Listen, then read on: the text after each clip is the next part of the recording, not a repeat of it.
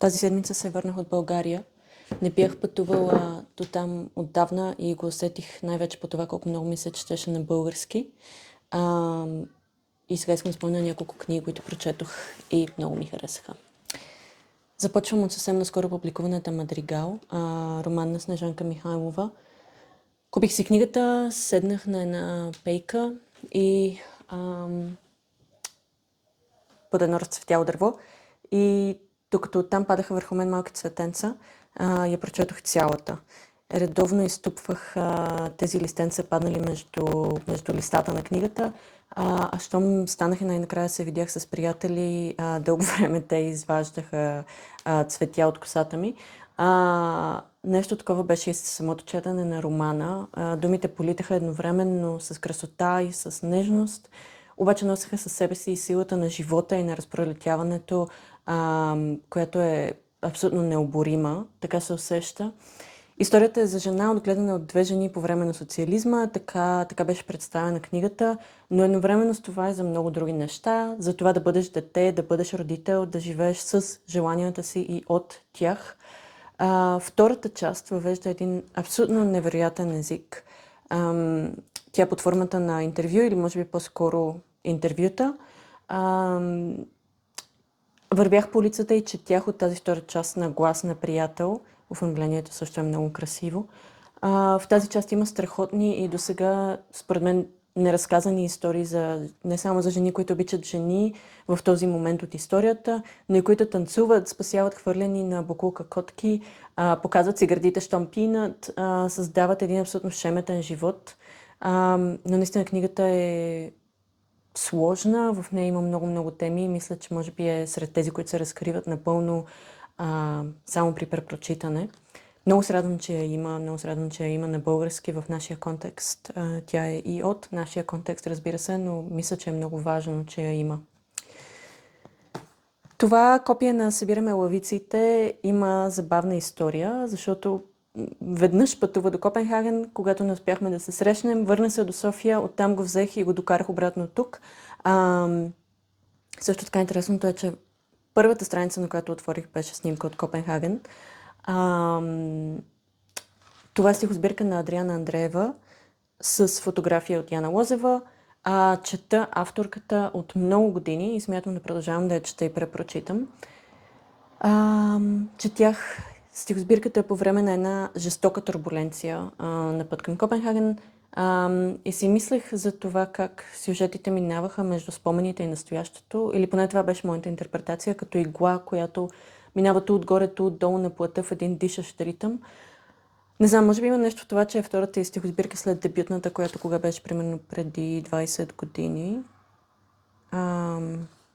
Преди около 20 години. И може би само аз така я чета, обаче ми се стори, че е в диалог с от миналото време, с това, което е трябвало да приемеш, с което е трябвало да се примириш в живота си. И също така радост от това, което си създал, на което се радваш, което създава живота ти. В този смисъл много резонира с мен точно в момента и това също е нещо, което искам да препрочитам, искам да открия нови интерпретации. Също като тази преминаваща от едното в другото беше игла. Тази игла, която преминава от едното в другото, беше и дървения костюм на Йордан Д. Радичков. Тя преминаваше от абсурда в реалността.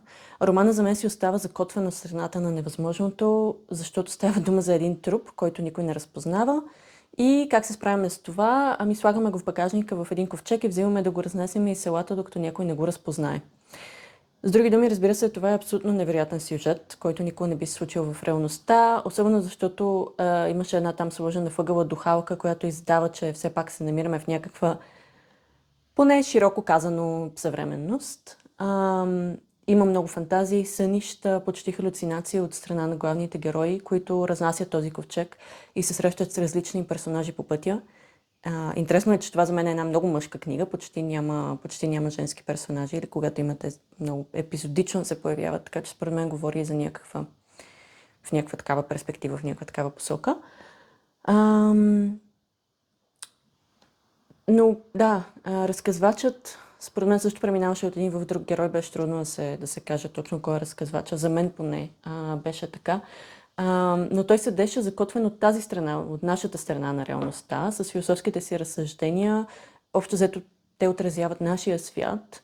Но този абсурден наратив, разбира се, както много често се случва в подобна литература, абсурдизма помага да се говори за нашето настояще и за нашата реалност. Сякаш това беше единствения съд на това, което разказваческия глас имаше да казва. Ставаше дума, разбира се, за смъртта, оттам започва историята, за това какво значи да живееш и да умреш без да бъдеш разпознат. Обаче имаше и още много. Ставаше дума за принадлежност, в по-широк смисъл също, включително за емиграция, която между другото се появяваше и в Мадригал, в по-малка степен и в Събираме лавиците. Съвсем разбираемо си се превръща в тема в съвременната литература. Сега искам да спомена един каталог към изложбата, построена на геометричен принцип, която доскоро беше в Градската галерия и аз успях да видя почти общо в последните дни. Много средно, че успях да я видя. Това е изложба, която говори за геометрията в изкуството не просто като мотив, а наистина като принцип на създаване или може би дори на гледане на света. И с голяма радост разгледах картините и различните други произведения. Изложбата има много голям и разностранен екип и също толкова разностранен обхват. Човек вижда музика до картина, килим до плакат, архитектура, дизайн, масло, керамика, всякакви неща. Но много се радвам, че съществува този каталог. Първо, че е много красив. Но освен това, години наред, лично аз следвах своя си начин да документирам изложби, които съм видяла. Първо снимах табелата, след това снимам произведението. И така, но първо това не ми носи голямо удоволствие да се връщам и всъщност с времето установих, че много рядко се връщам да си припомням работите, защото се случва през монитора на телефона ми. Обаче пък има и нещо друго, което е, че завинаги съм подвластна на настроението, с което съм видяла изложбата първия път. Т.е. ако от разсейване или умора не съм обърнала внимание на нещо страхотно, не съм го снимала, никога няма да мога да го видя отново. И затова последните дни нещо взех доста да колекционирам каталози, да ги търся и даже да се разочаровам доста, когато ги няма. Много голямо удоволствие ми носи след това да си ги държа, всъщност ги държа тук под тази маса и да си ги разгръщам и разглеждам. И да, според мен точно този каталог е много красив и наистина призовава да си го разгръщаш и да прекарваш време с него и затова искам да го препоръчам и като книга, без значение дали сте видели изложбата или не. Добре. Мерло-Понти не е най-големия българин на света, но искам да спомена неговата огромна и забележителна по всякакъв начин книга "Феноменология на възприятието", по няколко причини. Първо, защото изобщо има на български, в превод от Тодорка Минева и Веселин Праматаров. Това е издание от миналата година, но за първи път го виждам аз. Но второ, защото да, това е страхотен автор, който според мен може да се чете от всякакви хора, които се интересуват от възприятието, без значение дали това е визуално, материално, смислово или философски. Неговите идеи са до така степен важни, че според мен вече са проникнали от тези, които са проникнали в това, което на български толкова хубаво наричаме обща култура. Между другото, този израз не съм го срещала аз в други езици и страшно много ми харесва. И понякога се опитвам да обясня на някой, който не е българин, понятието обща култура, идеята, че разбираш поне по-малко от много неща. Както и да е, но неговата идея е, че тялото, а не интелекта е основа на възприятието и наистина за мен носи голямо удоволствие да се чете. Исках да я спомена тази книга, да я препоръчам, но и да кажа, че смятам, че е абсолютно страхотно, че издателство Сон, не съм много сигурна как се произнася, но издателство Сон са я публикували. А пък аз я намерих в книжарницата One Book, която въпреки името си има страхотна селекция от повече от една книга. И селекцията им е такава, че влязох между обаждания с 3 човека, докато вече закъснявах за някъде другаде, веднага открих нещо, именно точно това. И след това тичах по пътя си.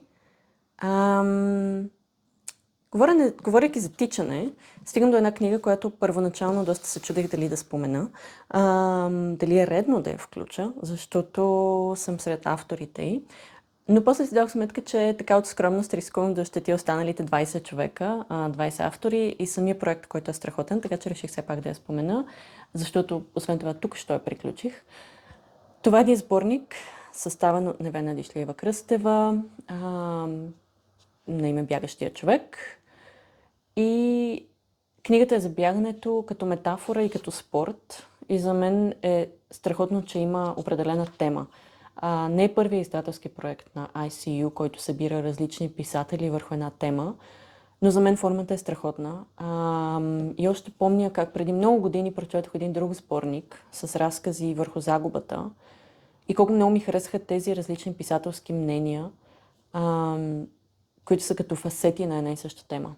И по този начин се случва един много интересен, общо взето почти кубистичен портрет. От една перспектива виждаш една част, допълнена от друга, рисувана от съвсем различна перспектива и в крайна сметка добиваш усещане, което е много по-различно от предварителните ти идеи за нарисуваното. Заради това и да, кубистичните портрети са толкова интересни.